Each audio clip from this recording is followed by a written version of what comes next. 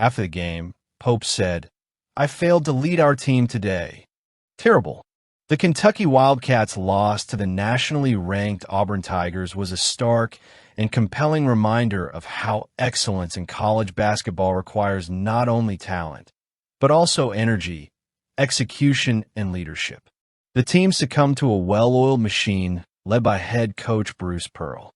Auburn's 94-78 victory, marking its first win in Lexington since 1988, was not only a show of strength against its opponent, but also an opportunity for Mark Pope to reflect on his role as the helmsman of a storied program like Kentucky basketball. Pope, who has worked tirelessly to shape his team's offensive DNA this season, did not hesitate to take responsibility for his players' lackluster performance. In his post-game interview, he put it bluntly, "I failed to lead our team today."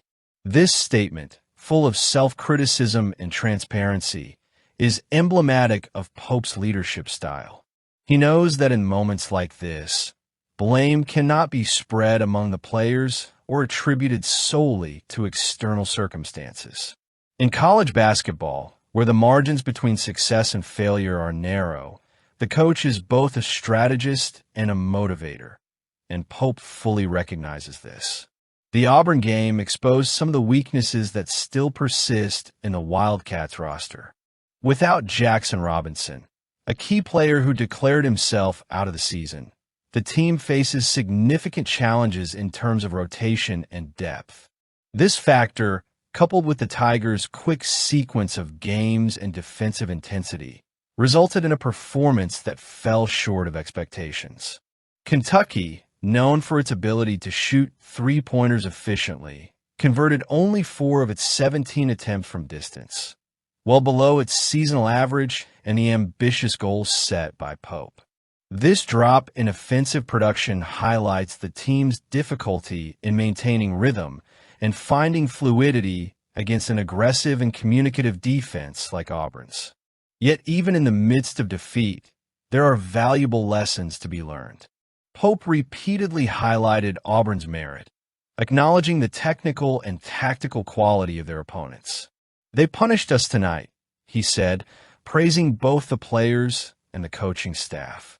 This sincere admiration for the work of others reflects Pope's competitive mindset, which sees every setback as an opportunity for growth. He knows that encounters like this serve as important benchmarks for measuring his team's progress and identifying areas that need adjustment. Furthermore, Pope's post-game demeanor reveals something fundamental about his leadership philosophy: the courage to face mistakes head-on and turn them into fuel for future improvement. When he said he would burn the suit he wore during the game, Pope was not making a banal joke. He was symbolizing his determination to leave behind everything that contributed to that negative result. It is a dramatic, perhaps even theatrical, gesture, but one that resonates with the values of renewal and overcoming that he seeks to instill in his players. It's important to remember that despite this setback, Kentucky is still one of the most consistent teams this season. Before the Auburn matchup, the Wildcats had already defeated some of the best programs in the country, showing flashes of greatness on several occasions. The challenge now is to rebuild their shaky confidence and adjust the internal mechanisms that allowed Auburn to control the pace of the game. With Pope at the helm, there is reason to be optimistic. His ability to adapt to adversity and his willingness to learn from mistakes are invaluable qualities in a coach. When looking at the current scenario, it's clear that Kentucky is in a transitional phase during the season. Robinson's absence forces Pope to rethink his strategies and experiment with new combinations on the court. This, while painful in the short term, could strengthen the team in the long term, providing valuable experience for players who have been underused until now.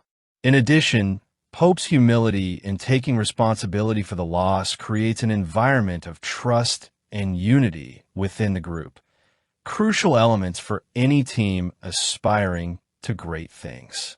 With the leadership of Mark Pope, a coach who does not shy away from his responsibilities and who sees every obstacle as an opportunity. The Wildcats have all the conditions to rise again and continue to be protagonists. What will it be like? What about football? Eli Cox's name rang out loud at Lucas Oil Stadium during the 2025 NFL Scouting Combine, solidifying his position as one of the most interesting offensive linemen in this draft class. While he did not participate in agility tests, Cox impressed with solid numbers in drills that highlighted explosive strength and athleticism, essential attributes for a player looking to transition from college football to the professional elite. Cox proved to be much more than just a sturdy blocker. His 40-yard dash turned heads, especially considering his size. While not a feat traditionally associated with offensive lines, Cox's performance proved that he has enough mobility to keep up with the modern demands of the position in the NFL. Additionally, his vertical and long jumps reinforce the narrative that he is a complete athlete, capable of combining brute strength with explosiveness. Cox's positional versatility should also weigh in his favor in the coming months. During his 4 years as a starter at Kentucky, he accumulated significant experience at both guard and center, establishing himself as a reliable piece of the program's offensive scheme. Playing nearly 3,000 offensive snaps over 56 games, Cox demonstrated consistency and durability, invaluable qualities for any NFL team seeking stability on its offensive line.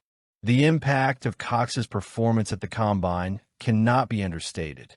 In an event where fractions of a second and inches can drastically change a player's destiny, his performances put him in the spotlight at a position often overlooked by the spotlight.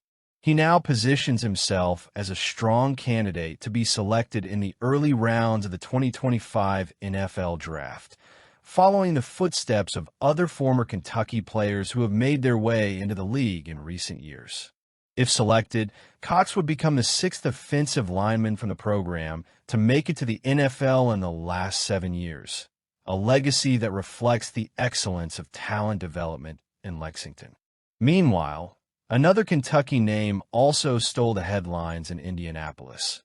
Maxwell Hairston, the cornerback who made history as the fastest man at this year's Combine.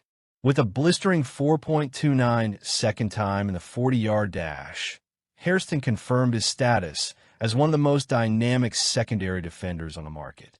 Hairston's performance, combined with his recent performance at the Senior Bowl, all but guaranteed his first-round draft pick, further elevating Mark Stoops' program's reputation for developing NFL-ready players. For Eli Cox, the Combine was an opportunity to show that he's not just a functional lineman, but an athlete who can bring additional value to any franchise. His dominant physique, combined with his versatility and impressive physical testing numbers, creates an attractive profile for teams looking to bolster their offensive line with a player who can contribute immediately. Now, as scouts and general managers pore over the tape and metrics, Cox has every chance of capitalizing on this momentum and securing his place among the names on the draft stage. The future looks bright for the West Jessamine product, whose journey from 3-star recruit to one of the top offensive line prospects in the 2025 class is a testament to hard work and dedication. With the support of the Kentucky program and his own resilience, Eli Cox is on the verge of realizing his dream of hearing his name called in the NFL Draft and potentially becoming one of the league's next big names. Let me know what you think. Let me know in the comments.